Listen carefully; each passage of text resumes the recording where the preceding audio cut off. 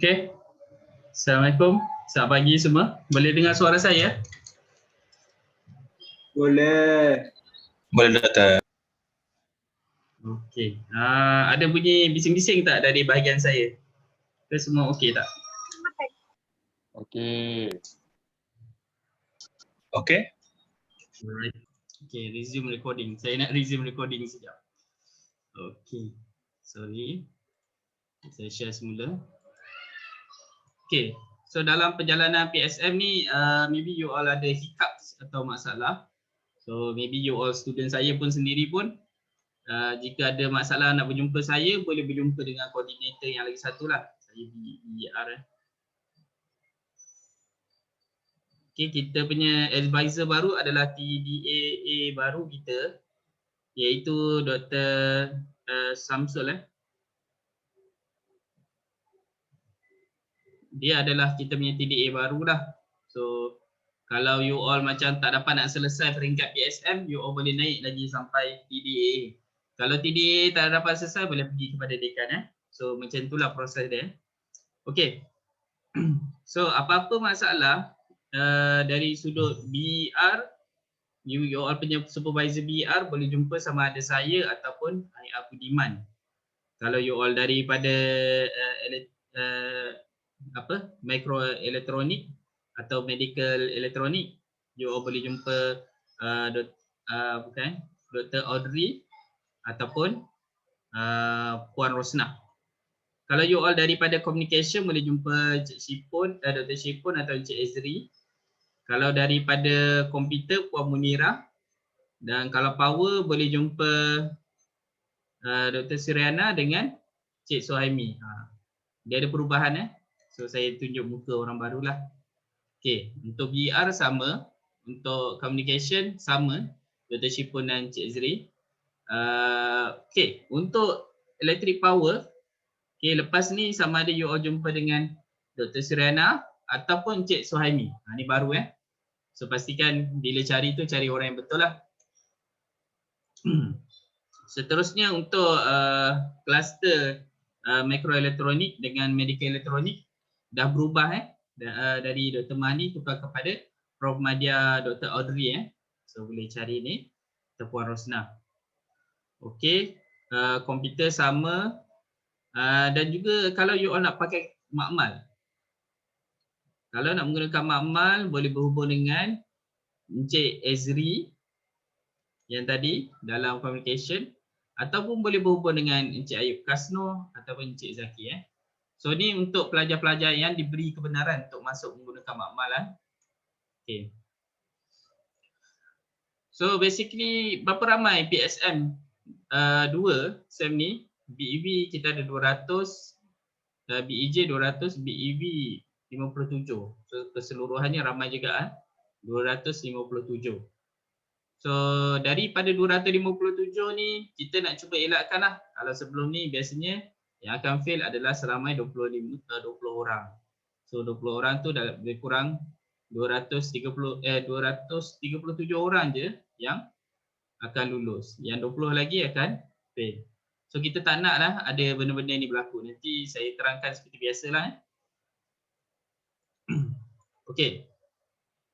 First and foremost, apa yang kita nak daripada PSM ni, PSM 2? Ada macam-macam lah. Tapi basically kami nak yang you all buat kerja tu menggunakan software engineering dan you all nak solve problem engineering. So tak nak solve problem-problem yang mudah-mudah lah. Kita nak ada satu problem yang kompleks. Okay? Kemudian untuk solve problem engineering ni kita kena pakai software engineering, perancangan, Gantt chart. So perkara-perkara ni semua kita kena pakai dalam bentuk engineering. Jangan pakai macam projek budak sekolah menengah. So projek tu mestilah projek yang bertahap engineer lah. Kalau Lita mesti ada lukisan, Lita menggunakan PCB. Jangan hanya lukis menggunakan, contohnya just cari dekat online freezing atau lukis pakai PowerPoint ni. Pakai PowerPoint ambil tampal-tampal lepas tu tunjuk. Macam ni sambungan Arduino dengan sensor-sensor. Bukan macam itulah. Kalau PSM ni kita kena pakai PCB punya software macam Proteus. Kalau boleh kita kena buat tunjukkan ada berlaku, ada thread dia. PCB tu dia ada thread dia kan. Elektrik punya thread dia, laluan dia. Kalau kita membuat simulation apa semua mesti menggunakan MATLAB, ada analisis data dia. So ada petunjuk-petunjuk bahawa kita adalah engineer. So bila you all pergi interview, you all tunjuk ni projek PSM saya. Dia tak tengok, dia kata oh anak saya pun pakai Arduino hari tu. Sama je dia lukis macam ni juga. Dia macam dia kata tak perlulah ambil kita punya apa, kita ni jadi karipat yang tak sedap lah. So kita punya apa bos dia tak nak ambil. So kita kena tunjuk bahawa kita pakai software engineer tu semua. So kalau nak tahu software engineer yang you all kena pakai, you all kena berbincang dengan you all punya supervisor lah. Okay. So antara yang disuka sekarang ni kalau programming, Python apa semua tu Okay. Keseluruhan PSM ni kita ada dalam masa 12 minggu saja. Okay. So untuk PSM 1 ni you all patutnya dah habis dah. You all dah write proposal, you all dah lepas, you all dah buat data collection and buat preliminary. Maksudnya you all dah siap dah projek tu secara mudah, dia dah boleh bergerak dah. Maybe dia ada masalah-masalah tapi dia dah boleh berfungsi. SEM kedua iaitu SEM ni you all hanya ada 12 minggu saja. Tapi di dalam 12 minggu ni you all ada 12 jam seminggu. So lebih kurang 2 kali ganda kami expect you all menggunakan masa untuk PSM ni. So masa untuk 8 minggu pertama adalah testing dan analisis. Maksudnya you all test sama ada limitation you all punya projek, apa kelemahan. Contohnya you all propose satu benda, you all try lah. Dia boleh airkan pokok. Apa kelemahan sistem pengairan pokok ni? You all akan test semua tu. So benda-benda tu you all akan buat testing dan analisis ni dalam 8 minggu. Selepas 8 minggu ni, sekejap je, pupak-pupak, 8 kali Khamis, you all dah kena buat report writing 4 minggu. So ada yang start awal writing, saya rasa bagus juga. Ada yang nak dah siap semua buat projek baru buat writing. Tu terpulanglah kepada pelajar masing-masing. Tapi ingat masa kita ada hanyalah 8 minggu saja. 8 kali berjumpa dengan SB dah tak boleh buat projek dah. Lepas tu kena continue pula 4 kali berjumpa SB untuk siapkan thesis. So masa you all adalah sangat pendek. So di sini saya nak beritahu kepentingan untuk all out lah untuk PSM ni. Buat all out, buktikan kepada diri you all boleh buat projek yang hebat. Kedua, buktikan kepada bakal bos you all bahawa you all memang boleh menunjukkan satu projek yang berkualiti PSM you all. Dan you all bila masuk kerja dengan hasil kerja berkualiti ni, bos you all dia tengok, wah bagus. So dia boleh berikan gaji yang lebih tinggi lah kepada you all. Okay. Kalau kita buat projek biasa-biasa je, lepas tu kita minta nak masuk kerja, bos saya nak gaji 4,000 contohnya. Bos kita akan tengok macam, budak ni saya tak tahulah dia boleh buat projek besar ke tak. Okay. Boleh ke dia buat pasang kilang yang besar ni, projek kita ni. Mungkin dia ni projek pun baru nak start je, dia tak tahu apa-apa lagi. So dia rasa dia bagi gaji rendah dulu, start daripada 1,000. Contoh, ataupun 1,500 dan sebagainya lah. Gaji dia lebih rendah, buktikan kita boleh buat kerja-kerja projek-projek yang complicated, yang besar. So bila bos kita dapat, dia akan macam, wah budak ni dia macam betul-betul boleh buat kerja yang susah dan dia boleh capai benda yang besar lah. So dengan tu bos kita pun kata dia boleh dapat projek besar dan dia boleh beri gaji besar kepada pelajar ni bila dia bekerja nanti. So nampak ada kesan apa yang kita buat sekarang ni dengan gaji kita masa kita kerja. Tapi di masa sama kita kena pandai cakap lah. Kita kena tunjukkan bahawa kita boleh buat kerja besar apa semua ni. So kita boleh demand gaji yang lebih besar. Okay, balik pada PSM tadi. PSM 2 ni, kita tinggal lagi, saya rasa kamu ada dalam 14 minggu saja di UTASIAN. Lepas ni you all nak masuk UTASIAN pun dah tak boleh dah. Sebab dah tak ada kad pelajar kan. Kad alumni ada again. So ini adalah masa-masa terakhir yang you all ada dekat dalam UTASIAN. Dan saya rasa pergunakan sebaiknya untuk menghasilkan projek PSM yang terbaik. Okay, now kita ada pada minggu kedua di sini Start minggu depan, minggu ke-13, 14, minggu ke-3, 4, 5, 6, 7. Minggu ke-7 ni, you all dah stop dah buat projek. Projek stop.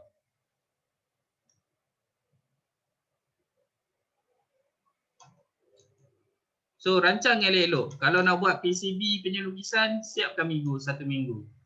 Kalau nak buat analisis, siapkan 1 minggu ni. Dan sebagai kumpul data minggu yang ni. So rancang elok-elok dalam masa 5 minggu, tak termasuk minggu ni dah habis kan. Dalam masa 5 minggu ni, setiap minggu you all nak buat apa? Lepas dah habis ni, dah tutup. Lepas ni projek tu dah boleh simpan elok-elok. Dah boleh start buka you all punya thesis. So thesis yang ni you all dah siap. Biasanya chapter 1 sampai chapter 3 dah siap So yang ni maybe you all nak siapkan chapter 4. Maybe you all akan buat result and analysis. Dan maybe chapter 5 and 6 discussion and conclusion macam tu. Lepas tu dah habis, you all kena submit kepada you all punya supervisor pada minggu ke-11 iaitu pada 10 Jun. Boleh letak dekat handset sekarang. 10 Jun tu dah letak akan hantar draft kepada supervisor. Draft ni penting sebab supervisor akan check, supervisor dia tahu apa yang perlu you all tambah dan kurangkan. Okay? Selepas dah habis tu you all kena hantar kepada panel. Okay? So kebanyakan pelajar di silap dihantar direct dia punya thesis kepada panel. So supervisor tak check. Bila panel check dia kata banyak benda yang sepatutnya ada tak ada dalam thesis ni. Dan kemudian dia kata thesis ni dia punya penulisan terlalu banyak kesalahan. So dia pun panel ni pun salahkan supervisor, dia tak check kan. Tapi sebenarnya pelajar tu dia tak hantar melalui supervisor dia. Okay. Keduanya bila kita submit kepada supervisor, supervisor kat sini dia akan beritahu apa yang kita perlu tambah. Contohnya kita kurang dari sudut metodologi, ada benda-benda yang kita patut tambah dan benda ni sangat penting supaya kita boleh pass kita punya PSN. So pastikan you all hantar kepada supervisor, dapatkan feedback dia. Okey dah. So selepas you all hantar kepada supervisor, minggu ke-12 tu, kemudian you all akan melalui seminar presentation pada 17 Jun, pada minggu ke-13. So minggu ke-13 ni you all akan berjumpa dengan panel apa semua. So dalam proses ni you all akan hantar dan panel akan bagi correction You all boleh buat correction ni sebelum submit you all punya final pada minggu ke-18. So saya cadangkan pada minggu ke-17 ni you all submit semula kepada panel. So contohnya ada pelajar yang sebelum ni dia dapat B, selepas dia buat correction apa yang panel dah pupa panel komen apa semua dibetulkan dalam masa berapa minggu dia ada ni. Dan dia hantar semula kepada panel, panel kata TC dia memuaskan, dia boleh dapat A. So dia boleh naik dapat A pada minggu ke-17 ni. So di situ saya nak you all faham bahawa PSM2 punya seminar adalah proses di mana you all nak dengar apa correction yang you all kena buat daripada panel. Dan selepas tu you all buat correction dan submit semula kepada panel. Okay? Okay, so saya rasa yang tu dari sudut aktiviti. Ada siapa-siapa nak tanya soalan kat sini? Boleh tanya?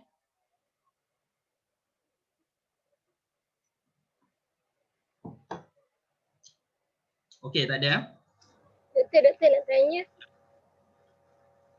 Sila Aminatul Sadia.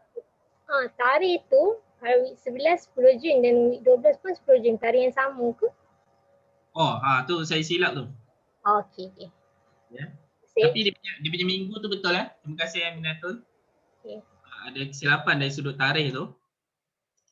Okey.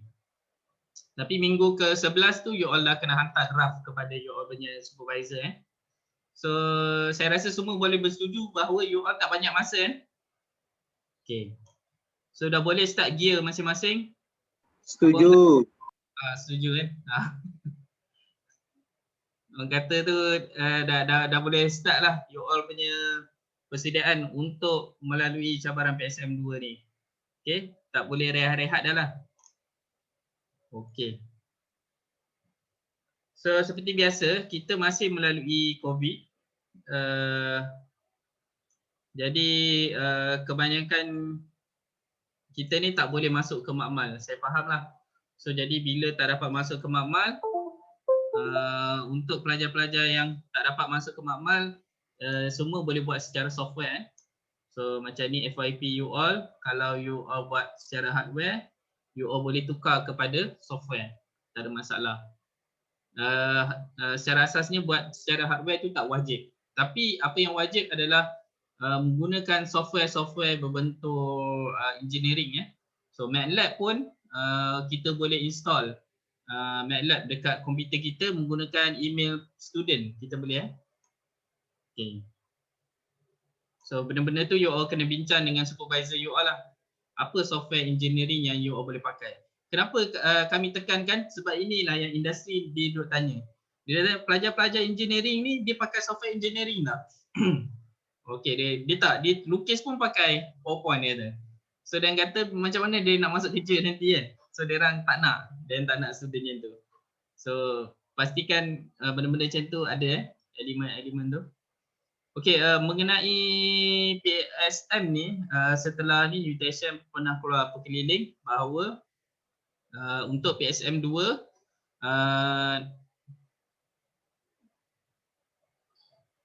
jika pelajar di fail, so boleh buat pembetulan sehingga dapat grade D atau lulus atau 40 markah lah.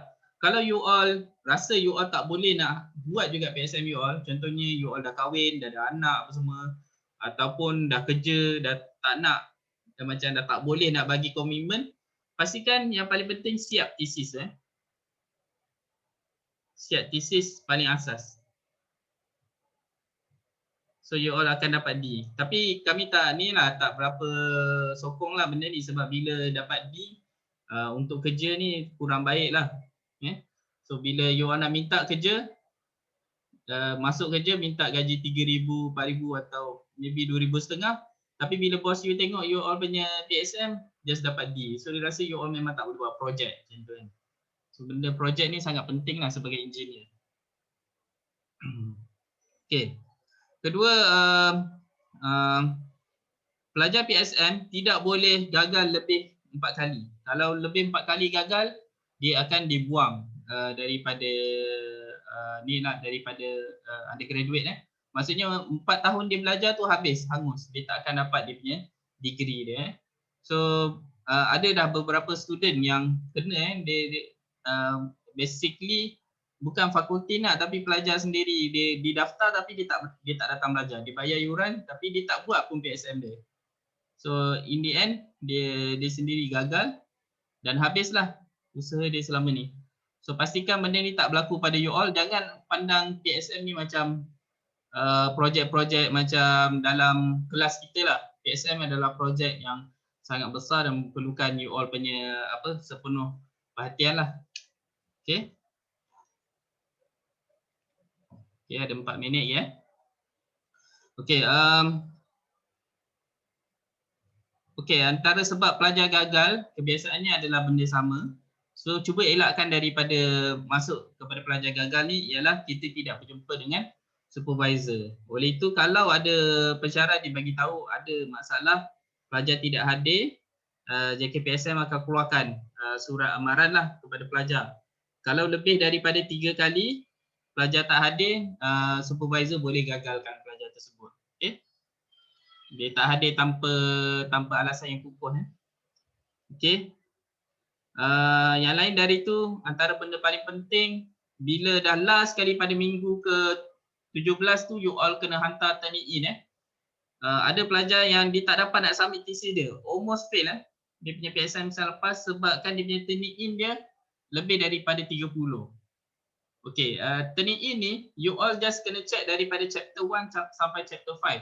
You all tak perlu masukkan reference, tak perlu masukkan semua sebelum chapter 1 tu, semua tak perlu masukkan. So benda-benda yang apa orang kata format thesis tu kadang-kadang dia tengok ada sama kan. So dia kata you all punya Turnitin lebih dari 30. Sebenarnya tak. So dalam case tu you all start dari chapter 1 sampai chapter 5. Jangan masukkan reference, jangan masukkan sebelum chapter 1 tu dalam you all punya Turnitin punya report tu.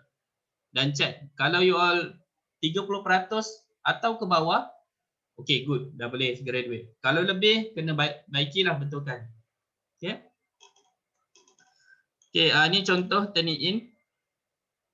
Untuk thesis you all boleh check dekat website PSM saya ada share dekat Facebook tu macam mana nak write thesis guide Okay, markah tetap sama iaitu 40 panel, 60 dari supervisor. Salah satu daripada markah supervisor adalah bahagian logbook. So isi logbook ni So saya akan share video ni dekat dalam Facebook nanti. Logbook ni adalah 10% dari keseluruhan you punya markah. So ni macam mana nak isi logbook.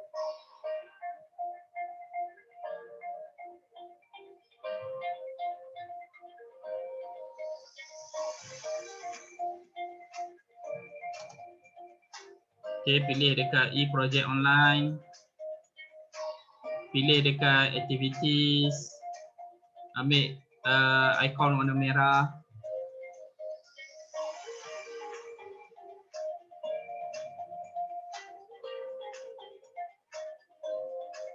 Lepas tu isilah gancat apa semua maklumat yang berkaitan. Okay. Setelah you all siap, you all submit. Okay. So pastikan setiap week tu ada logbook you all. Okay. So logbook ni supervisor you all dia akan check dan keseluruhan markah dia adalah 10%. So pastikan isi Okay. So benda tu saya rasa mudah sajalah. Okay, seperti biasa PSM ni untuk tahun ni kita ada dalam 300 maksimum. Siapa yang belum lagi dan siapa yang masih ada baki lagi boleh buat claim beli barang. So sangat digalakkan. Dan kemudian kita ada showcase day pada minggu ke-14. Showcase day ni adalah salah satu cara jugalah kita nak tunjukkan kita punya shine kata dia. Kita nak tunjukkan dekat kat company yang kita boleh buat projek yang disukai oleh industri. Dalam industrial day ni kita akan panggil panel-panel dari industri check you all punya projek dan diorang akan komen sama ada projek you all bagus ke tak mengikut pandangan industri. So kalau you all dapat goal dalam projek ni, you all boleh pergilah time interview, you all boleh tunjuk bahawa company ni telah mengatakan projek saya bagus. Okay. So di situ nampak sikitlah you all punya peluang untuk dapat bekerja tu dapat dipertingkatkan lah. So sangat digalakkan maksud saya join di anugerah industri. Cuba try. Kalau you all boleh menang, maybe benda tu sangat bagus lah. Okay.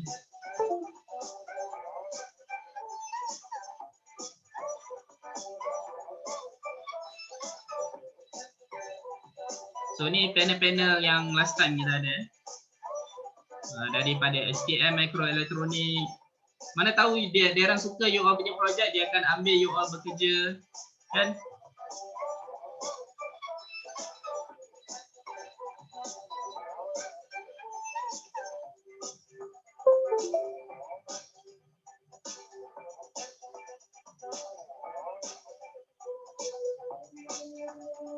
So dari Maxis dan macam-macam ni lah, TMB pun kita ada datangkan lah. So saya cadangkan you all join lah untuk dapatkan jika boleh dapat sijil tu kan, boleh bantu untuk you all punya interview untuk kerja nanti. So saya rasa sampai situ saja daripada saya. Mungkin saya minta izin Datuk Ida untuk 2-3 minit satu soalan. Ada apa-apa soalan? Tapi saya rasa biasanya tak ada soalan. Boleh, siapa yang ada?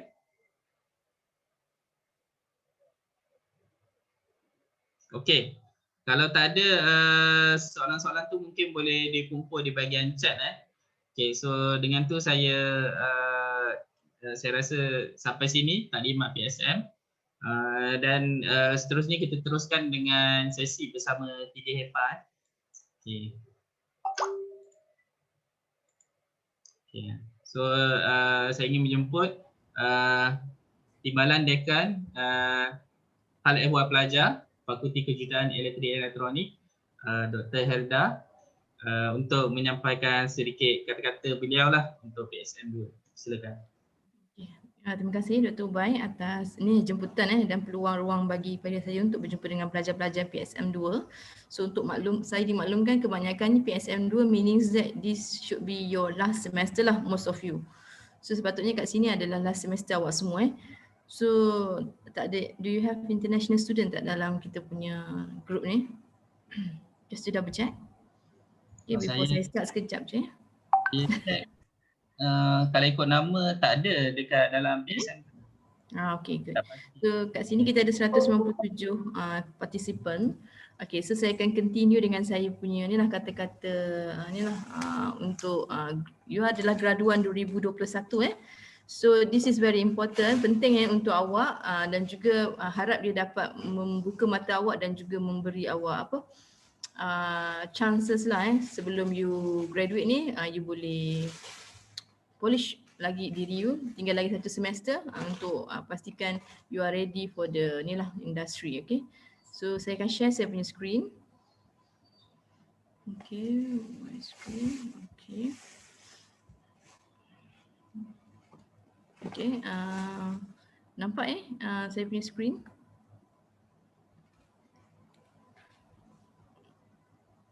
Okay, semua nampak screen saya? Nampak. Okay, good. Okay, so ni jangan mengantuk pula semua orang baru dengar daripada Dr. Ubay setengah jam. So patutnya you ni lah bersemangat lah untuk dengar talk Dr. Azizi sebentar lagi. Okay, so sebelum tu saya cuba secepatnya mungkin lah supaya you ni lah boleh rest sikit. Okay, so apa yang saya nak sampaikan ni adalah selangkah ke alam pekerjaan So meaning that you adalah bakal graduan so you are class of 2021 so you bakal graduan dalam bulan 10 nanti untuk you convocation. Sepatutnya you akan habis this semester. Siapa yang tak habis this semester mungkin dia ada semester dan you be class 2022. Okay, so ni ada sepatutnya adalah class 2021 ramai Okay, so apa tanggungjawab anda sebagai bakal graduan? Okay, so basically you adalah graduan 2021 FKE, tahniah. Okay, bakal graduan. Okay, so make sure every one of you dah join this Telegram group untuk graduan 2021, means that ini juga adalah group LI dan PSM. Okay, so you kena join this group So make sure siapa yang belum join, you need to join. Kenapa? Nanti ada maklumat-maklumat selepas ni mungkin awak akan tertinggal. Okay. Dan maklumat-maklumat ni dia sampai you convocation, apa yang you nak kena readykan, barang apa yang kena pakai, semua kita akan bantu Dan selalunya pelajar yang tak join this group dia akan ketinggalan kadang-kadang dia nak masuk dewan convocation pun dia ada isu besar. Dia kasut salah pakai, tak boleh pakai skirt pendek, dia pakai skirt ni bawah lutut kena labur macam tu Kasut kena ada pakai stokin, tak pakai blazer, then you cannot enter the convocation punya hall. Jadi sedihlah time tu ramai yang ada isu begitulah. So saya dimaklumkan dalam group ni ada you ada join group lain tak selain group Telegram ataupun you ada group WhatsApp? Sebab saya kena identify you ada group WhatsApp lain tak yang you dapat news pasal FKE? Anyone can respond? Tak ada. Tak ada memang ni saja Okay, good. So make sure lah mesti ada kawan-kawan yang buat PSM 2 mesti ada yang ni. Jangan live sebab nanti bila dia dah tukar jadi you dah graduan, you dah habis PSM, dan saya akan tukar you jadi graduan punya group. Kita akan advise you, okay? Kita akan advise you dari segi apa step-step untuk dapatkan transcript you. Lepas tu lepas you habis kerja kita akan share kat situ peluang-peluang pekerjaan dekat situ. Dia sangat aktif. Sampai hari ni kita ada 2 group alumni lah. 2019, 2020. Memang diorang tak left. sebab dia tahu benefit dia, sebab kat situ kita akan buat networking untuk awak. Bila mungkin you dah bekerja dah daripada contoh dah 2 tahun bekerja, you ada kawan klik dalam tu, diorang boleh sebarkan juga kerja-kerja kosong, mungkin you nak berubah angin so that is one of platform for networking Bila you dah bekerja, networking tu penting. So jangan left the group. Kalau you left the group and then you tak akan dapat banyak benefit. So please don't left this group sampai 5 tahun kalau boleh, sebab 5 tahun nanti kita nak buat survey PEO you. So kita perlukan bantuan awak lah untuk beri komen kepada silibus yang you ada sekarang dengan situasi you bekerja sekarang. So kita boleh, you juga dapat bantu universiti untuk berbakti pada universiti untuk tahu untuk beri kita input macam mana the latest technology. So dapatlah pahala berkekalan insyaAllah. Okay. So next adalah make sure the most important part is your resume. Okay. So you must have a good resume Sekarang you PSM 2. Waktu you buat LI dah ada resume. So before you go out, you dah kena ada a very good resume. So you must have multiple you CV according to the company yang you nak ni lah join in. Okay, saya tunjuk satu contoh CV pelajar yang dapat anugerah Knight Chancellor. Anugerah Diraja anugerah Diraja dan juga dia dapat anugerah Knight Chancellor. 2 anugerah dia dapat last semester So dia dapat dalam 6,000 tambah berapa ribu lagi, saya tak ingat, hampir 10,000 dia dapat. Dan juga CV untuk pelajar yang menang anugerah Board of Engineer Malaysia daripada FKE. Okay, saya tunjuk pada awak. Okay, awak tengok macam mana. Awak jangan pilih kerja sebab kerja akan pilih awak. Okay, so this is the guy, Mac Z Chong. Okay, this Mac Z Chong kalau you tengok sekarang dia kerja kat Singapore. Ini adalah resume dia setelah dia bekerja. Sebelum tu dia ada resume lain, saya akan kongsi kejap lagi. So basically saya kongsi dulu lah resume dia waktu dia fresh grad. Okay, so waktu dia keluar this Mac Z ni. Okay, nampak semua? Tengok resume dia. Okay, this Mac Z Chong. Okay, dia ni lah, this is the way lah dia write dia punya resume. So dia ada dia punya umur, dia bagi tahu hobi dia. So tengok CPA dia berapa? 3.92 tapi dia tak ada alasan you tengok pada dia punya curriculum activity. Okay. So dia punya working experience, dia tulis dari segi internship as process engineer, dia tulis apa yang dia buat waktu that process engineer. Lepas tu dia adalah certified professional swimming instructor. Okay.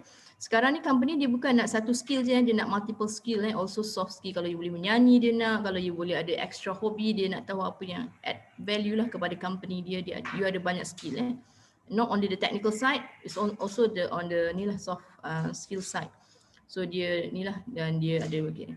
You tengok dia punya curriculum activity bila dia hantar resume, you agak-agak company nak ambil dia ke tak. Okay, kalau you tengok you punya resume dari segi curriculum activity, can you impress a company or not? Okay, tengok pelajar ni dia menang Microsoft Student Partner International, representing Malaysia to build community to provide resource and solution. Dia menang James Dyson Award, National Award. Dia menang Startup Johor Student Ambassador, peringkat negeri. Dia menang Innovate Malaysia dan dia dapat ni lah for this automated environment control system. Dia menang Image Cup okay. Asia Regional Finalist. Okay, dia menang Microsoft Ignite. Okay, tour ke Disney. Dia juga adalah Singapore International Foundation punya ni lah, entrepreneur punya, young entrepreneur Dan juga nampak apa yang menyebabkan dia punya resume dia wow, yang bila company tengok, company berminat. Okay, semua kena ingat sekarang saya tengok graduan banyak yang memilih company sebenarnya anda lupa juga company yang akan pilih anda. Jika anda boleh memilih company, company juga boleh memilih anda. So pastikan anda ada that brand dan ada wow. Macam tadi lah Dr. Ubay cakap beli karipap sedap ke tak macam itulah. Macam beli barang, function dia okey ke tak? Kalau tak ada function yang baik, buat apa nak beli something like that. However, if you have that wow factor, then it will be good lah, company mesti akan ambil you. You tengok dari segi dia punya programming skill, dia enhance dia punya branding diri dia belajar semua this programming skill. And then also in computing dan entrepreneur, dia juga add up entrepreneur part on dia punya top skill okay, dia language lah. Okay, dia juga ada honors and award so dia kata kat sini dia menang apa yang dia menang, okay. Okay, dia menang Tokoh Siswa, dia menang James Runner, Innovate Malaysia, champion dia ada People Choice Award. Okay, ini satu. Okay, kita ada lagi satu yang menang award BEM saja nak bagi inspirasi sebab you sempat lagi ni nak polish your resume.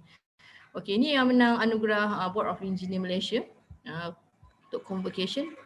Okay, so Arnie ni, okay, tengok yang ni standard lah yang biasa. Okay.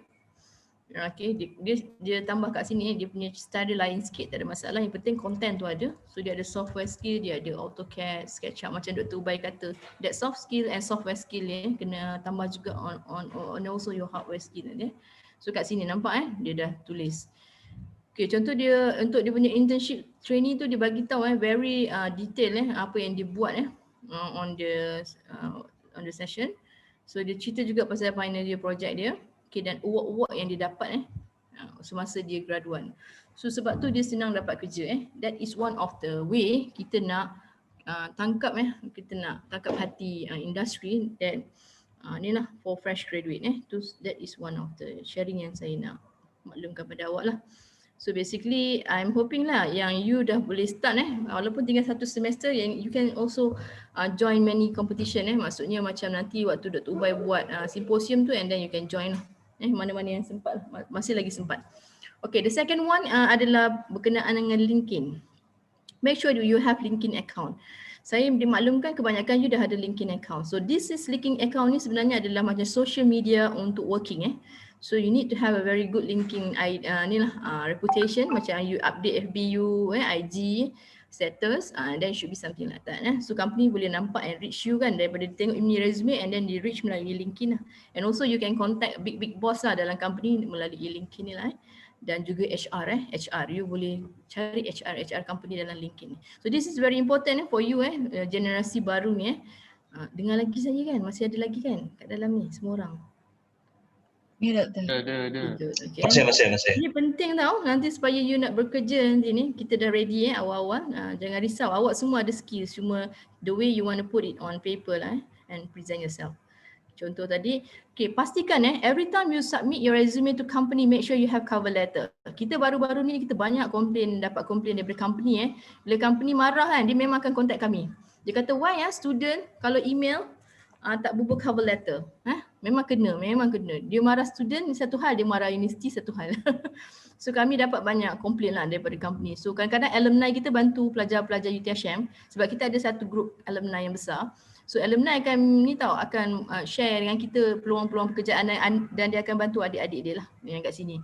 Tapi kadang-kadang adik-adik dia ni bila hantar resume dia pakai bagi je dia. Send tak ada salam, tak ada cover letter dan dia malu dengan company. Dia kata doktor ni how macam kita nak buat, kita dah malu dah ni. Kan something like that. So kita bila alumni bantu kita industri bantu kita, so make sure please don't email without cover letter. Mesti ada cover letter every time you submit your work and also ini contoh-contoh lah current trend. Okay, dan kita ada resume bank lah kat situ, FKE resume. Okay, you boleh submit kat situ dan kalau ada company datang untuk interview kita akan bagi that CV lah for them to select and call you for interview. Okay, nanti saya akan share. Okay, so make sure untuk makluman anda semua pada tahun ini yang baru bulan Mac hari ni graduan yang convo baru ni 2021 untuk UTHM GE dia adalah 97.4 bayangkan.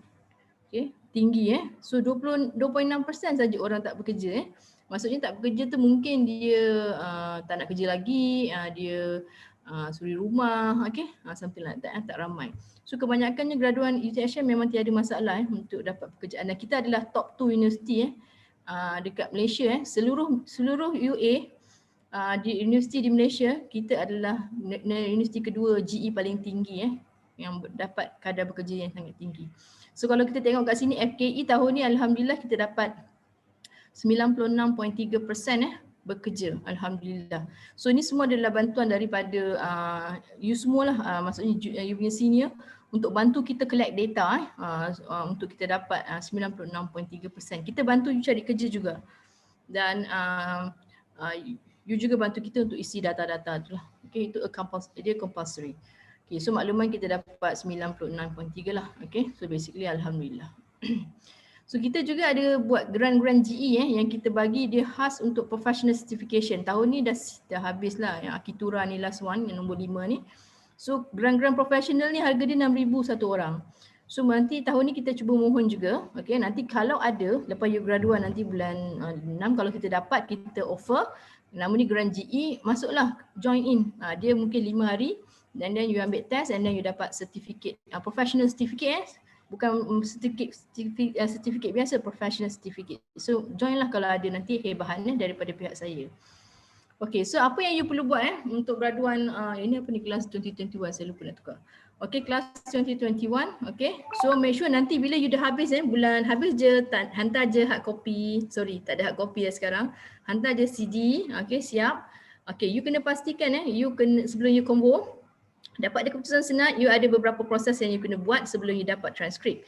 Jika you tak buat, you tak akan dapat transkrip. Okay, yang ini saya susah hati ni. Okay, dan selalu yang kita kejar yang ini. Okay, so make sure yang pertama adalah dia akan ada satu sistem namanya SKPG. Habis you graduan, dia akan ada satu sistem pengesanan graduan. Dia akan minta you isi login kali pertama. This is compulsory. Kalau you tak buat, tak dapat transkrip. Okay, saya alertkan lagi sekali Kalau tak buat, tak dapat transkrip. Nanti pelajar confused. Kenapa saya tak dapat transkrip, doktor? Sebab you tak isi. Okay, dah berapa minit dah? Okay. So, kalau you tak kerja, kali pertama you isi, then you kena isi lagi sekali. Kali kedua bila you dah bekerja. Make sure bila dah bekerja tu cepat-cepat bagi tahu PAK ataupun terus isi SKPG. Nanti saya akan alertkan dalam grup Telegram. Penting ini bukan main-main, ini memang penting. Kalau you tak isi, you tak dapat dia punya ni transkrip. Okay, and then kalau saya call, FKE call, mohon angkat jangan ignore. Kalau kita WhatsApp then tolong tolong respon. Okay, kita akan call kita memang call seorang-seorang kalau yang tak hantar tu So make sure kita nak tolong anda untuk graduan Dan this is compulsory, bukan UTHM nak ni KPT punya arahan. Okay.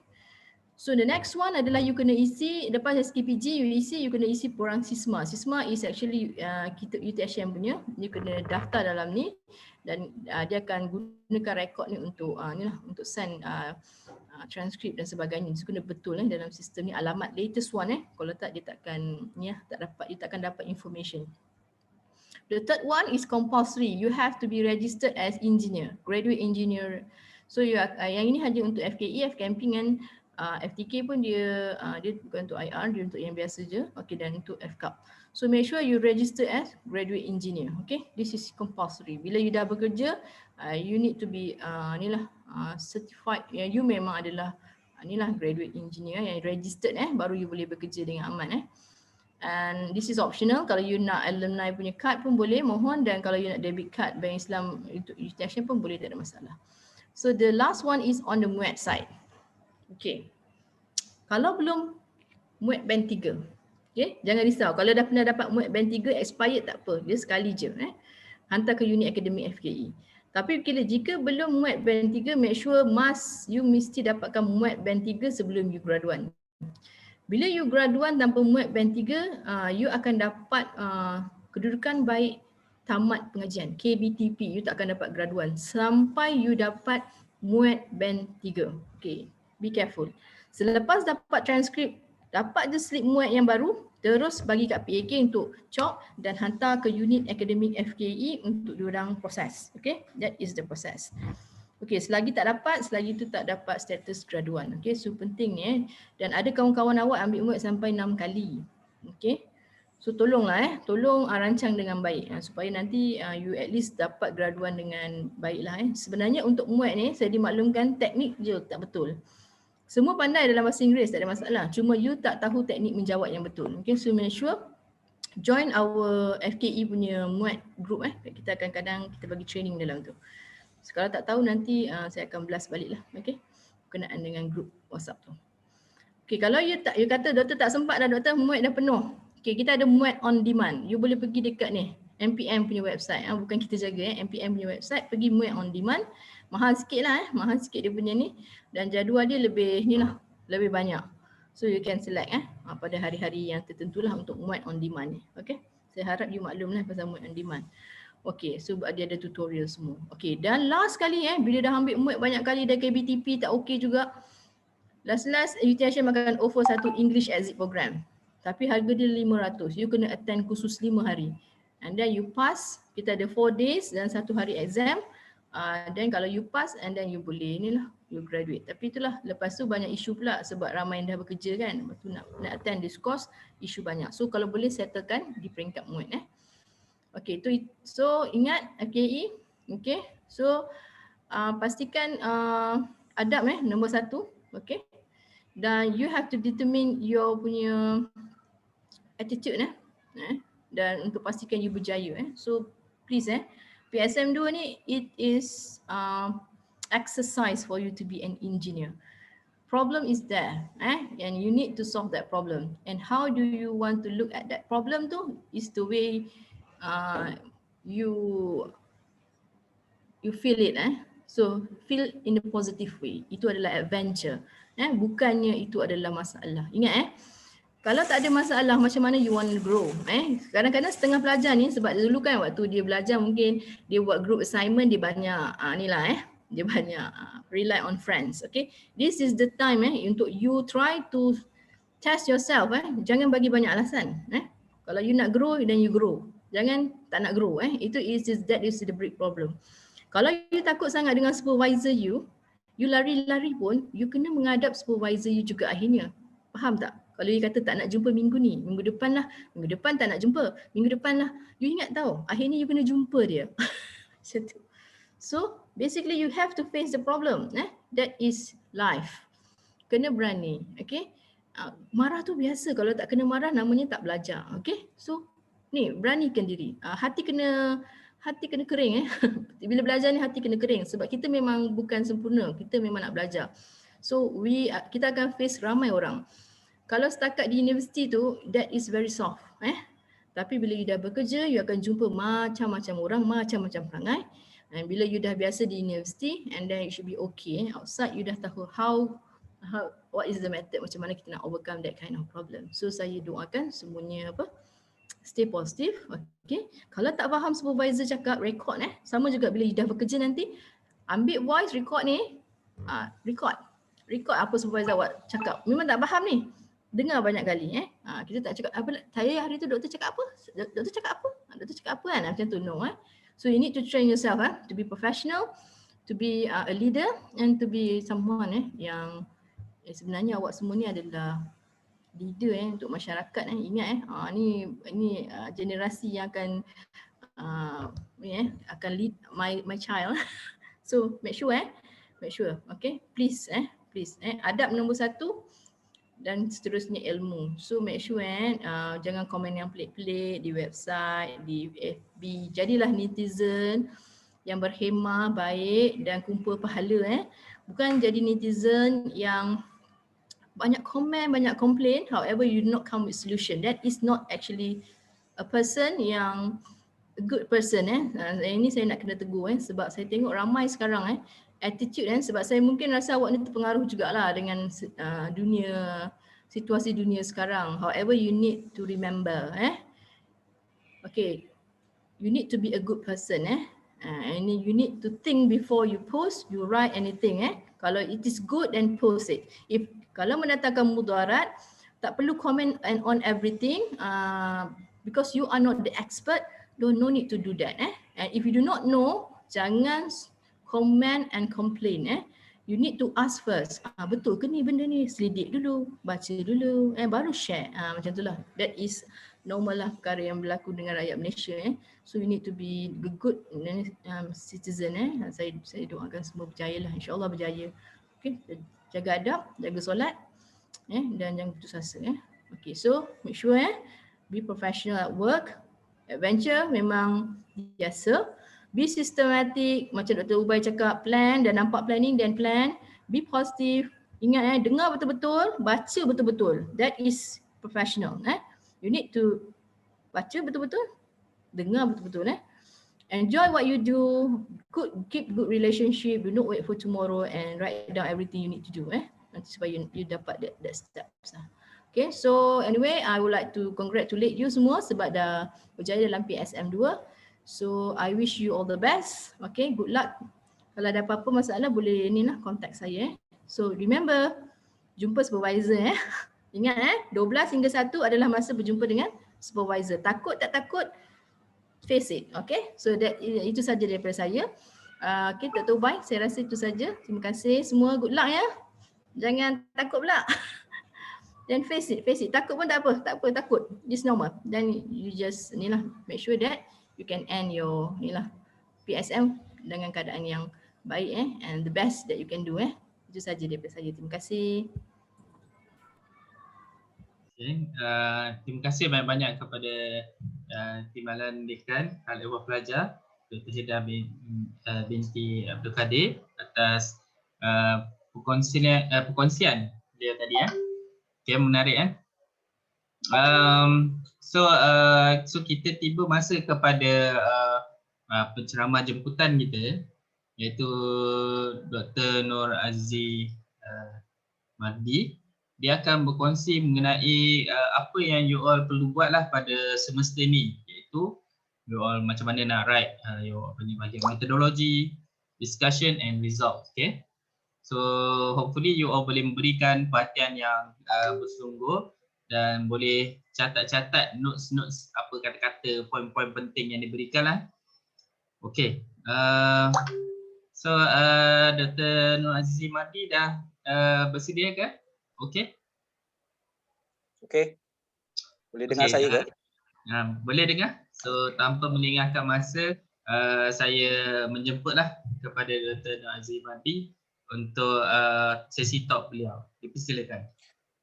Okay, Assalamualaikum warahmatullahi wabarakatuh. Very good morning to all. Thank you Dr. Ubas for the invitation. Saya harap semua sihat walafiat di kediaman masing-masing dan dalam keadaan yang baiklah. So sebelum tu saya difahamkan program ni dah bermula daripada pukul 10. Jadi kita ambil masa sedikit selama 1 minit untuk decompress.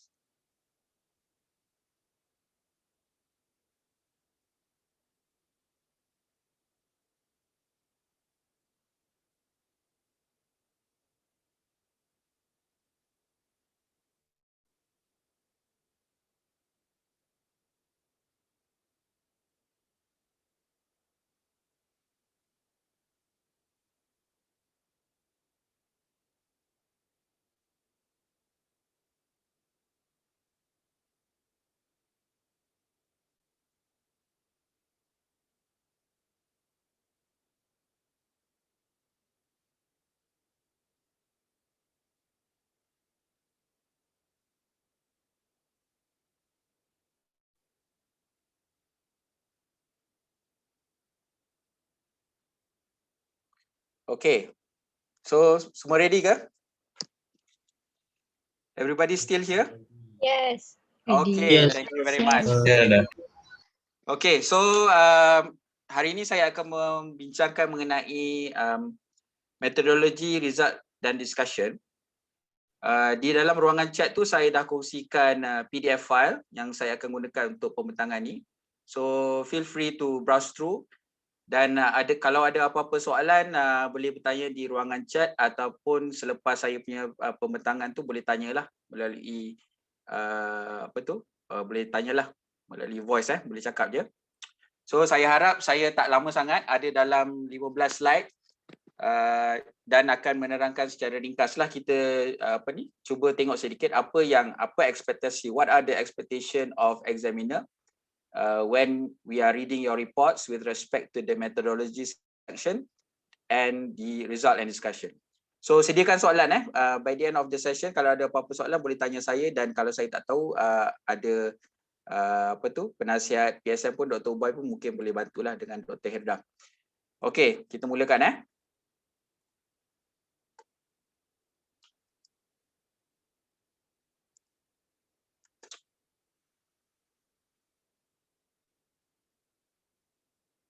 Okey.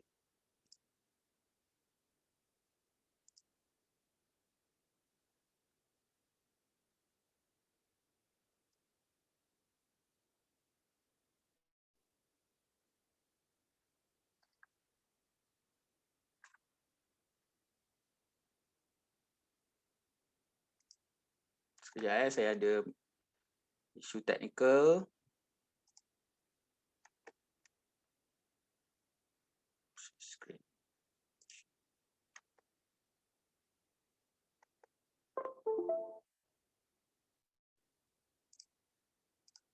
Okey, boleh nampak ke saya punya PowerPoint? Boleh. Okey, terima kasih. So final year project, methodology, results and discussion.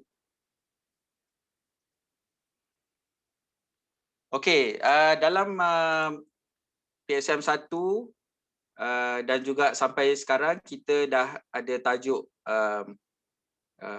PSM, tajuk thesis, dan daripada tajuk tu kita dah develop problem statement, dan daripada problem statement kita ada senarai objektif lah, objektif 1, objektif 2 dan objektif 3.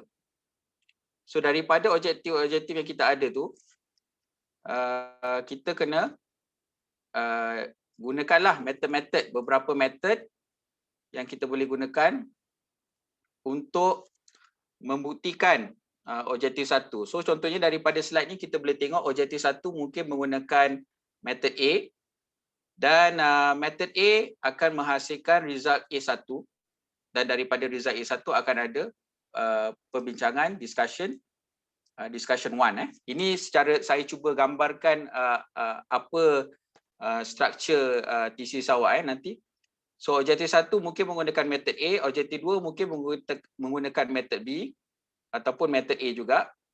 Dan daripada metod B akan ada result B1, B2 dan diikuti dengan discussion 1, discussion 2, and discussion 3, discussion 4. And finally, we have the last objective, objective 3. We may use another method, method C, which will give us result C as well as the discussion. So the whole thing that I'm going to touch today is on chapter 3, methodology, as well as chapter 4, results and discussion. So secara general ini gambarannya lah apa yang hubung kait antara objektif dan juga methodology dan juga result dan discussion. Okey, sekarang ni kita bincang mengenai methodology. So mengenai methodology adalah selalunya di dalam chapter 3. Chapter 3 ni methodology bergantung kepada nature of your project. So some of the project may have experimentation. Many of you will be doing experimentation. Some of you will do design as well as prototyping. A small number of you will also do simulation. And there's also cases where we have PSM project that are developing software ataupun system development. So bergantung kepada objektif dan juga nature projek awak tu, metodologi yang digunakan adalah akan berbeza. So ini adalah 5 contoh metodologi yang commonly used lah for our students. So let's look at some of the methods and what are expected out of each of the method. Okay, for number 1 experiment, untuk eksperimen, sesiapa yang melakukan eksperimen, apa yang kita expect, apa yang kita jangkakan daripada chapter 3 adalah contohnya design of experiment. Macam mana eksperimen itu didesign, dirancang, experimental parameters, apa parameternya, apa variable-nya, apakah independent variable dan juga apakah dependent variable di dalam eksperimen itu, number of variables as well as number of sample, berapa banyak sampel yang kita nak ambil. Dan di dalam chapter 3 juga kita untuk eksperimen, you kena describe, you kena terangkan experimental setup. Macam mana eksperimen itu di setup dan juga apa prosedur untuk eksperimen tersebut. Juga equipment yang digunakan, apparatus, calibration, macam mana equipment itu di-calibrate ataupun macam mana awak punya setup tu di-calibrate. Isu mengenai accuracy, ketepatan bacaan awak dan juga reliability. Ini bergantung kepada accuracy dan reliability. So awak kena bagi komen sedikit macam mana awak punya equipment tu, dia punya level of accuracy and also the reliability. Ini kita expect lah sebagai engineer, kita expect benda ni harus diterangkan di dalam chapter 3. Kemudian seterusnya assumption. Kalau ada apa-apa assumption di dalam eksperimen, contohnya dalam eksperimen ini kita assume gravity constant contohnya. So apakah assumption yang kita ambil dalam eksperimen tersebut? Seterusnya how data is collected, macam mana data diambil, adakah awak catat guna nota ataupun rekod menggunakan Excel ataupun menggunakan sistem data acquisition system. Dan juga macam mana data tersebut dianalisa, how the data is analyzed. So you have to also mention whether you have done any statistical analysis after data is collected, what is the software used to analyze the data, and what are the procedure, apa formula yang awak gunakan untuk analyze apa data. Semua itu harus diterangkan di dalam chapter methodology untuk sesiapa yang menggunakan eksperimen, yang melakukan eksperimen. Okey, untuk mereka yang melakukan design, awak setengah pelajar dia terus membuat sesuatu design tanpa ada proses yang teratur. Jadi sebagai engineer seharusnya kita kena ada satu proses yang sistematik. Describe the systematic design process. Untuk design pun ada prosesnya yang sistematik, yang tersendiri. Dan juga mesti ada engineering design specification. So apakah spesifikasi design yang kita nak hasilkan tu? Ini slide ini menunjukkan satu contoh design proses. So untuk satu typical design proses, kita akan start dengan need. Apakah keperluan yang diperlukan oleh pengguna? Kemudian kita daripada keperluan tu boleh ditentukan melalui pelbagai cara. Salah satunya adalah dengan menggunakan survey. Contohnya dalam slide ini, contohnya kita katakan kita develop satu kerusi roda, kita kena tanya dulu customer apakah feature yang diperlukan dalam kerusi roda ini, kerusi roda elektrik ini. Dan daripada need tersebut, kita tuliskan what are the specific engineering specification, apakah spesifikasi yang diperlukan. Contohnya kereta roda elektrik ini harus mempunyai maximum speed of 20 km/h, maximum mass of 50 kg, etc. What is the comfort level? So itu kita harus perincikan sebelum kita design sesuatu objek ataupun membuat sesuatu design. So kita kena ada engineering specification. Seterusnya untuk sesuatu konsep itu, untuk membuat sesuatu design, kita juga harus sebenarnya bermula dengan konsep generation. Kita fikirkan konsep macam mana yang kita nak dalam kita punya design. Konsep 1, konsep 2 ataupun konsep yang ketiga. Dan setiap konsep tu ada kelebihan dan kekurangannya. Jadi setiap kelebihan dan kekurangan itu diberikan markah dan kita akhirnya akan memilih satu konsep di mana sebagai contoh kita boleh menggunakan konsep selection matrix untuk menentukan konsep mana yang sesuai untuk keperluan kita. Dan akhirnya kita akan melalui proses detail design. So ini adalah satu contoh systematic design process. So kalau tuan-puan projek tuan-puan mempunyai sesuatu design, awak juga harus menunjukkan suatu proses yang teratur lah untuk come up with the final design. Okay, those who are doing prototype, you also have to describe in the methodology chapter how the prototype was manufactured, what are the machines or tools or manufacturing processes that were used, and how the prototype was tested and verified. So this includes, for example, what are the test procedures done, the number of tests conducted, and what are the parameter or variables tested. So for example, if you're developing a robotic arm, a prototype robotic arm, you have to then determine what are the tests that you need to do in order to make sure that the prototype behaves in the specified engineering specification. Contohnya, end effector ni mesti mempunyai ketepatan plus minus 0.2 cm ataupun 0.2 mm. Jadi apakah test yang dilakukan untuk memastikan ketepatan tersebut? Jadi itu harus dirancang dan diterangkan di dalam chapter methodology. Jadi projek sarjana muda ni bukannya sekadar macam trial and error macam tu saja, tapi mesti ada sesuatu proses yang tertentu.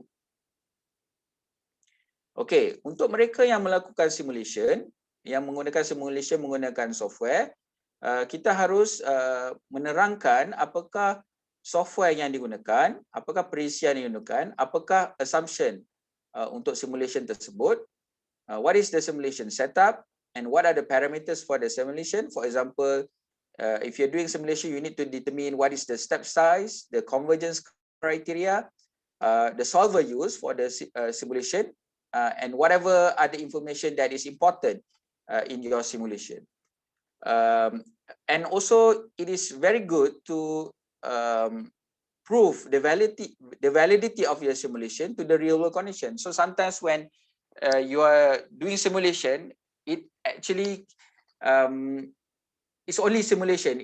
You have to check whether it actually represents reality. So it's good to have some sort of validation of your simulation by comparing it to the real world condition. So one of the questions that the panel might ask you is the validity of the simulation. So this has to be described in the methodology chapter. Those who are developing software or system development, you have to describe. There's also a process for software development. What is the process for software development? What are the tools used for software development? And how the software was tested. So you need to describe from A to Z how the software was developed. This slide shows a typical 3 example of software or system development processes. You have the prototyping type of process, the spiral process, as well as the waterfall process. So if you look, if you refer to the references, you can see there are a couple of typical software or system development processes that you can refer to and use as a guideline in your project, as well as to be explained in your report. So benda ni kita akan tengoklah. Maksudnya kita tak sebaiknya sebagai seorang engineer kita tidak sekadar buat saja, tapi kita pada masa sama kita harus ada perancangan lah apakah proses dalam membangunkan sesuatu software ataupun sistem. So benda ni harus diterangkan di dalam chapter 3. Okay, as a summary for chapter 3, what are the things that we look for? For example, a good tip is to use what, why, when, who, and how to explain the methods that you use in your project. And also include a methodology flowchart. So this slide on the right shows the flowchart, an example of a flowchart for a project. So you have, for example, phase 1 followed by phase 2. So phase 2 here we have 2 branches on the branch on the left and on the right, and finally you have you will go to the 3rd phase. So this explain what are the steps taken in each of the phases and how they relate to each other. So this is an example of methodology flowchart. Chapter 3 is written in the past tense because it is something that you have already conducted.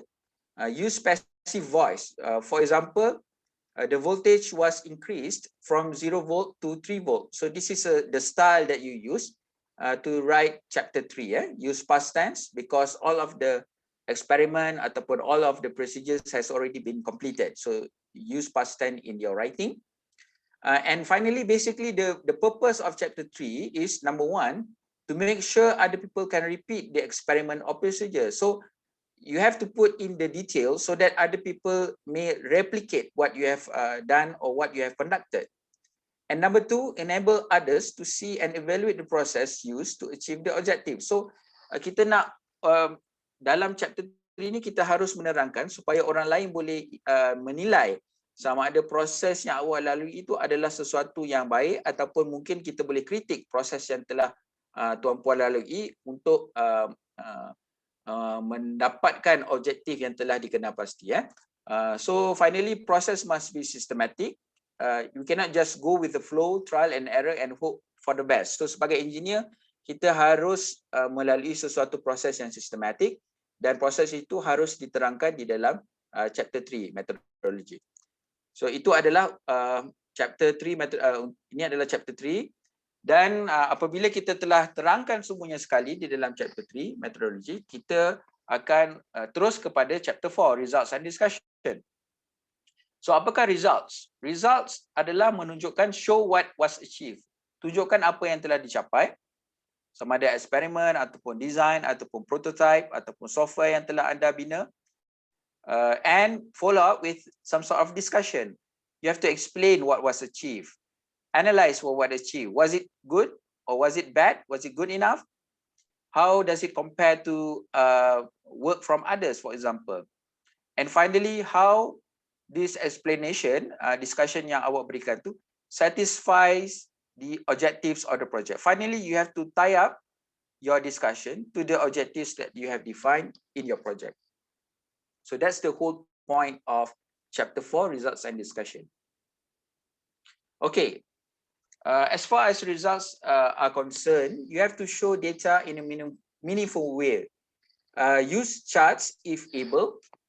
Kalau boleh gunakan chart, kemudian kalau tak boleh gunakan table. Saya rasa it's obvious why we use chart, because we can immediately see any trends. Whereas if you use table, it's hard to see any trends. So usually table of data is put in the appendix. For those who would like to refer to the actual raw data, you can refer to the appendix. But the summary of the results or summary of the data, you represent it in a chart, the chart. Either a scatter plot or XY plot or pie chart or bar chart, or depending on the situation. This is a thing that for as engineers, we will have to also put statistical information. You cannot, PSM is not like, it shouldn't be like any other high school project. It has to be, the level of the results and also discussion has to be made professional. It has to be professional. So you have to also include statistical information. For example, standard deviation, error bars, and also error bars in your charts. So this is an example. This slide shows an example of a bar graph with the respective error bars, and on the right is the caption for this chart. So we can see from the caption, it says here on the last line, results represented means plus minus standard deviation, where the number of samples n is equal to 3. So you have to also include these statistical analysis in your charts as well, so that the readers and the panel can evaluate whether your data is good enough, whether your data is good or it is not as good. So we can see here, this is an example of a pie chart that shows the average as well as the standard deviation of the measurement. So please include some sort of statistical analysis or statistical information in your charts, in your results. Next, also include trend lines if able. So for example, this graph here shows the XY scatter plot for some sort of experiment, as well as its respective error bar. So this error bar here represents the standard deviation for each of the cases. And finally, we can see some sort of linear relationship between X and Y. So the linear relationship can be represented by this trend line. So we can develop the linear regression analysis to come up with a linear relationship between X and Y, as well as the fit of the linear regression. So the fit can be represented by the R squared value. So R squared value of 1 represents a perfect fit. So the closer you are to 1, the better the fit of your linear regression data line to your data. So this include trend lines if able for those who are doing experiments. Okay, once the data has been presented, okay, in the result, you have to comment on the data. Mention any trends. If you see any trends, for example, if you see any minimum, maximum, any some sort of fit, a linear relationship or exponential relationship, etc., you have to mention any trends that you see from the data that you have presented. After that, you will have to discuss the data. So some of the things that can be discussed are, you can interpret what you can understand from the data. You can explain further. You can compare the data that you have obtained to previous study or other section in the thesis. You can refer to previous results, for example. Explain any unexpected results. So for example, there are cases where you can have outlier, data to suddenly is tersesat. So you can explain why the data is behaving unexpectedly. You can make any deduction if you see any. You can prove any hypothesis and relate to the objective of the project. So you can, from the data, you can say, for example, the data shows that objective 1 is achieved, for example. So these are the discussion that you have to include in the discussion part of the results. Okay, this is an example. Let's look at an example. I'm almost at the end of my presentation. So this is an example of how we can present our data and explain the data. So let's take 1.5 minutes. I give you 1.5 minutes to look at the figures as well as the captions, and please read the paragraph on the right and see if you can identify what the sentences are talking about. So I give you 2 minutes to read up.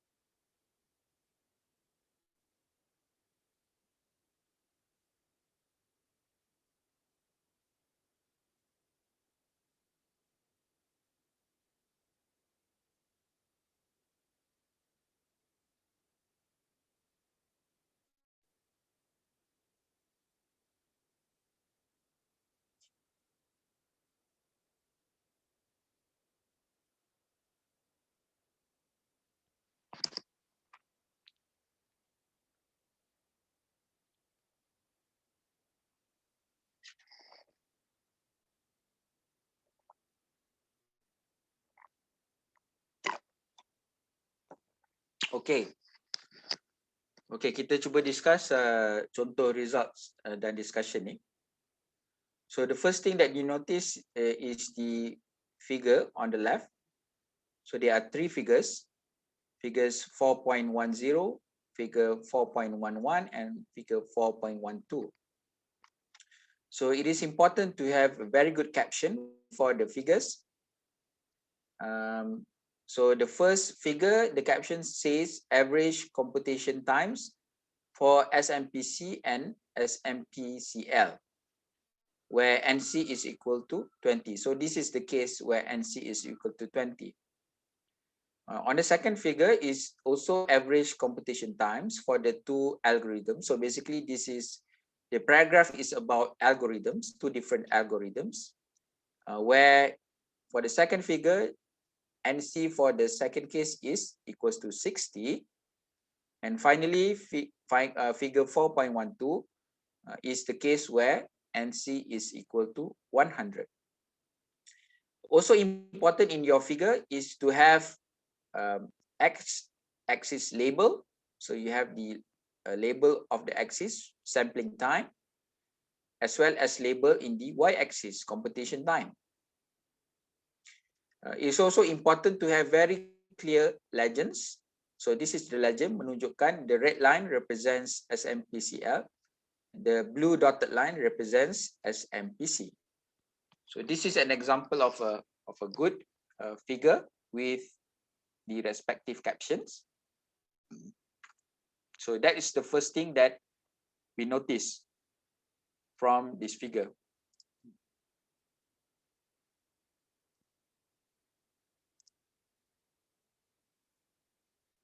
Okay. Notice the captions for the figure. So 3 different cases, NC equals to 20, NC equals to 60, and NC equals to 100. Okay. The first sentence in the paragraph. So what is it about? Apakah dalam sentence yang dalam ayat yang pertama, apakah yang cuba diterangkan di dalam ayat yang pertama? Figures 4.10, 4.11, and 4.12 show the average computation times for control horizons NC equals to 20, 60, and 100 respectively. So apakah ayat ini? Ayat ini adakah apa? Ayat ini adalah menerangkan present the result. Ayat ini menerangkan result yang diperolehi. So notice the tense used in this sentence. So here you have show, present tense, sebab figure ni adalah kita baca, kita tengok figure ni sekarang. So the figures show the average computation time. So kita refer dulu kepada figure ni. Ayat yang pertama kita refer kepada figure yang berkaitan.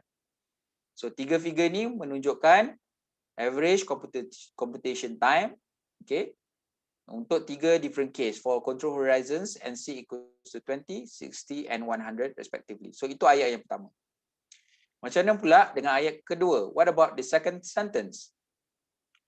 Okay, look at the second sentence. What is it about?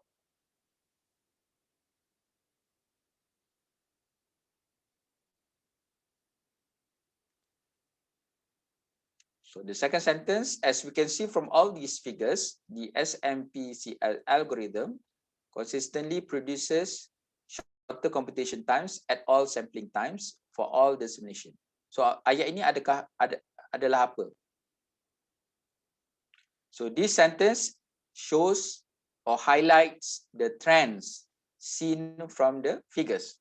So kita ceritakan mengenai trend yang kita nampak daripada data yang kita ada. So the trend is that this SMPCL algorithm produces shorter computation times for all of the cases, for all of the simulations. So itu adalah trend yang kita nampak. Okay. Macam mana pula dengan ayatnya seterusnya? What about the next sentence? As we go from a smaller control horizon, NC equals to 20, to a larger one, NC equals to 100, we can see that the difference in computation times between SMPCL algorithms becomes more and more significant. Okay. So this sentence is also about trend. Cuba kita tengok perbezaan dalam kes yang pertama, NC equals to 20 dan NC equals to 100. Perbezaan garis biru dan garis merah semakin ketara. So that is a trend that we see that is explained by the third sentence. So going from NC equals to 20 to NC equals to 100, the difference is larger. So basically that is another trend that is seen from the result. Okay.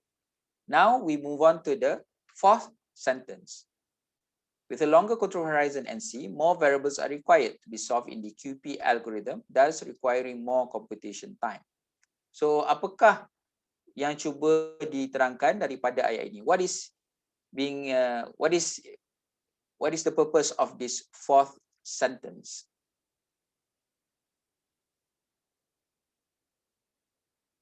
Okay. So, the purpose of the fourth sentence is to explain the trend. Why the trend is seen? Kenapa kita nampak trend ni?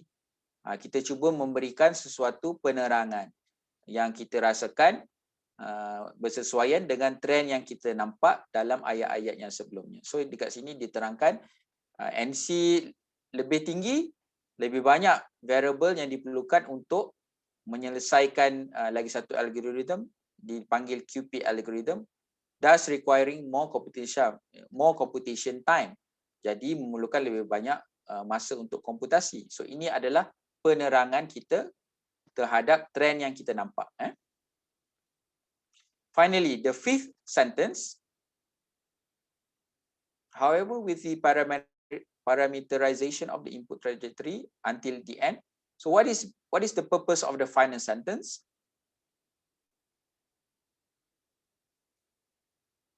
To prove the hypothesis. Yes, thank you.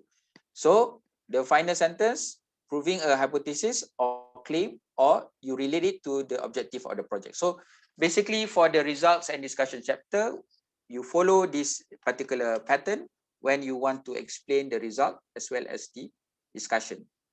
Okay, I hope this is make it a little bit clearer, and follow this pattern when you are writing your chapter 4. Okay, so in terms of organization for chapter 4, divide into subsections. For example, section 4.1, 4.2, 4.3 to separate different results. Structure the chapter so that all objectives explained earlier in chapter 1 are answered. So awak kena jawab semua objektif yang telah ditetapkan di dalam chapter 1, jawab di dalam chapter keempat, sama ada setiap objektif itu telah tercapai ataupun tidak. Untuk chapter 4, written in present tense.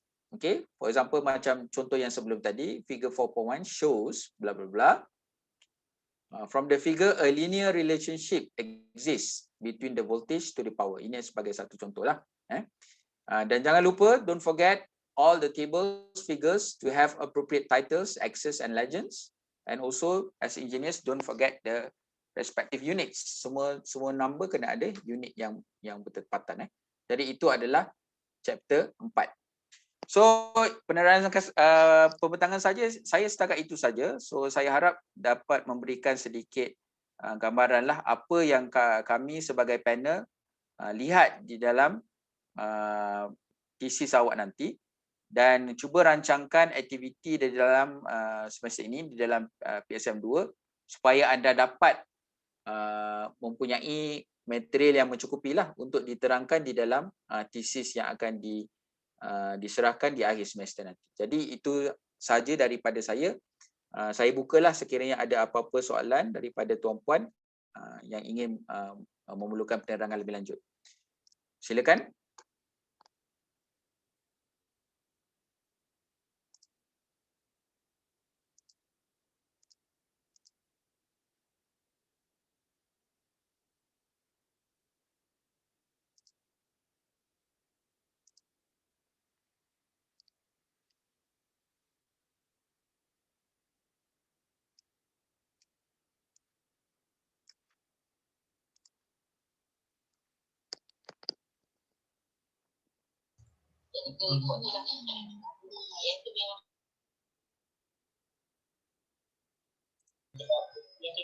Dah selesai ke sesi? Dah. Siapa yang nak, saya dah terus open kepada soalan sekiranya ada. Kalau tak ada, saya serahkan baliklah kepada Dr. Ubay. Ada apa-apa soalan ke daripada semua?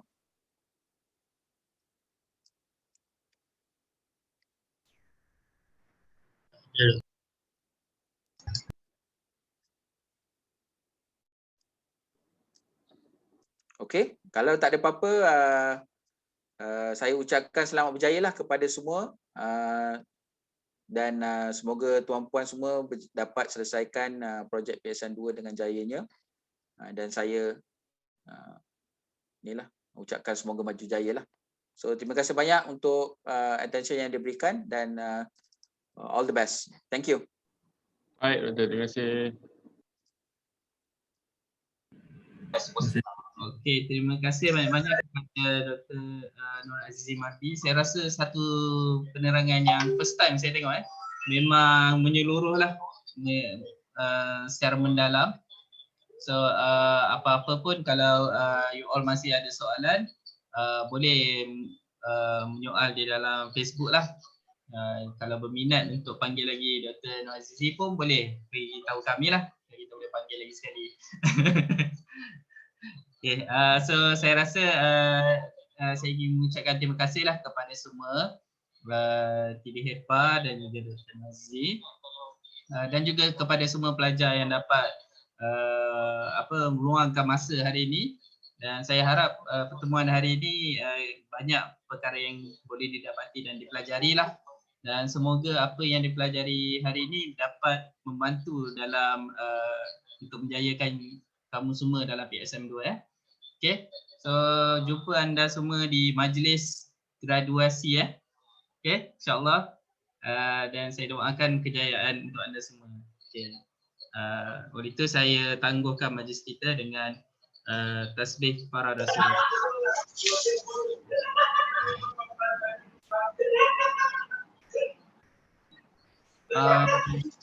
Okay, so okay, sampai situ saja. Okay, Assalamualaikum. Terima kasih Doktor. Terima kasih Doktor.